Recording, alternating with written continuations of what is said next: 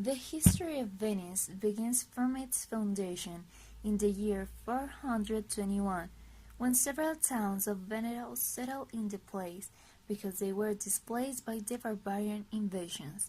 Convinced that the water would stop the attacks and invasion, Venice became a small town of hunters and fishermen, who built on the marshy land and little by little became what is the current Venice, with its great channels, bridges, and buildings. At the end of the Middle Age, the city was its peak, with the emergence of its own gold coin and control a good part of the northeastern Italy. During the year 1576, an epidemic of Black Plague hit the city, being one of the deadliest of its history, ending with at least a third of the population of the town. In the artistic and architectural heritage of Venice, there are works of centuries of history and of many and very different artistic currents. The monument where the Byzantine heritage is best appreciated is the St. Mark's Basilica. In Venice, there were great Renaissance architects, such as Lombardo, Sansovino, and Palladio, who did important works for the city.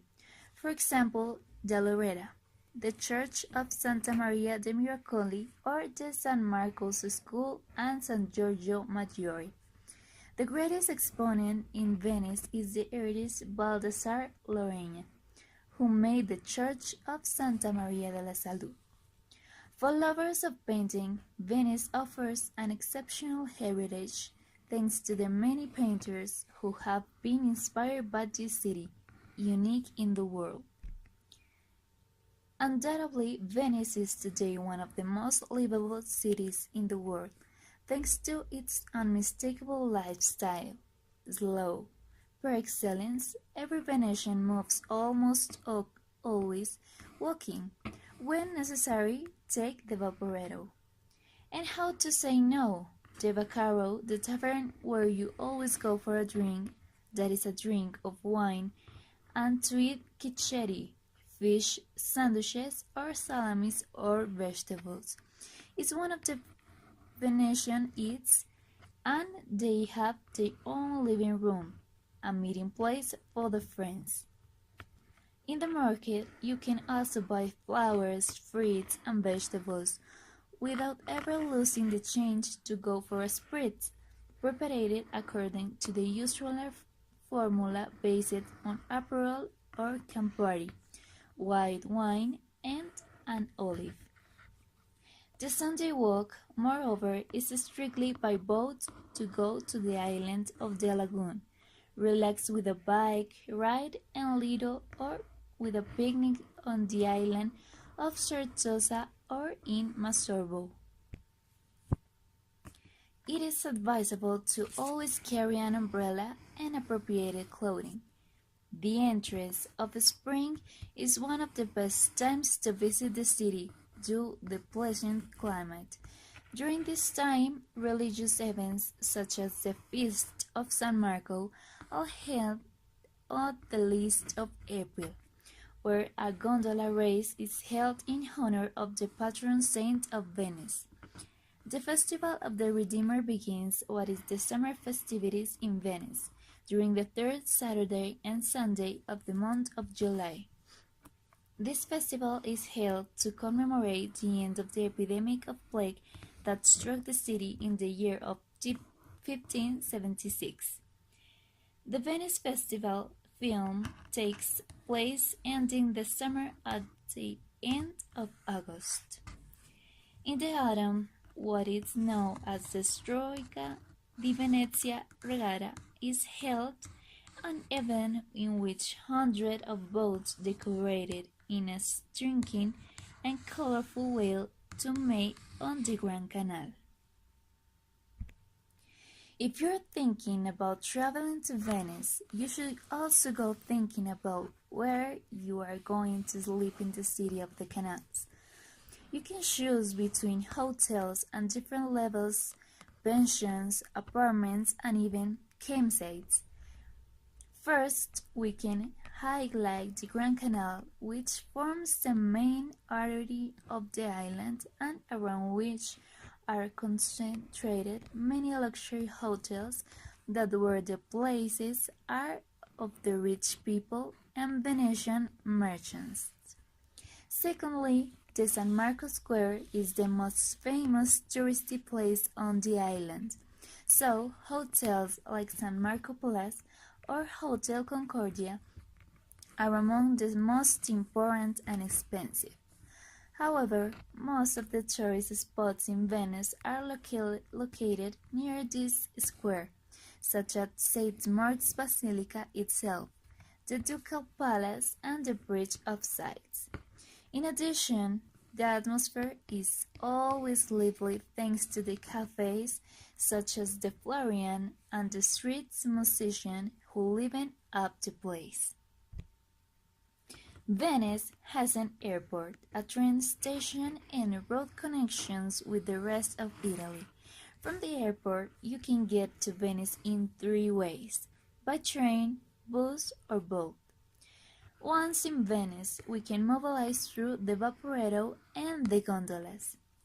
A simple ticket has a value of 650 euros and can be used for 60 minutes. Tickets can be purchased inside the boat or at the pier. There is a special card for youth called the Youth Card that allows you to travel immediately for 72 hours after validation and for a value of 18 euros. The gondolas are another way to get around Venice. After all, more than a means of transport are the main tourist attraction of the place. And there is useful information. The current currency used in Venice and in Italy is the euro. Prices in Venice are not very cheap, especially when it comes to hotels and stay. As for tourist sites, the cost of tickets to museums, galleries, among others, is not usually very high. The restaurants and places to eat in Venice offer options that adapt to all kinds of economic capacities. Vaporetto tickets and some boat services can be between 7 to 12 euros. Northern Italy, characterized by being a much safer region than the rest of the country, but as in any touristic city, it's important to be attentive, especially in those busy places such as squares, museums, train stations, and within public transport. The official language of Italy is Italian. It is difficult for you to leave Venice without buying a Venetian mask. They are very well decorated and the price is not excessive. Crystal lovers will be able to visit Murano artisans and glass factories as well as the museum dedicated to this art. With their world-famous carnival, there were good customs shops in Venice. The most daring, a good budget and place in the suitcase can be encouraged to buy a costume. It is common for mask stores to also sell puppets. In all shapes, colors, flavors, and sizes, in Venice you can find the types of pasta that you like the most. A package usually costs between 3 and 4 euros. They also sell sauces to accompany the pasta.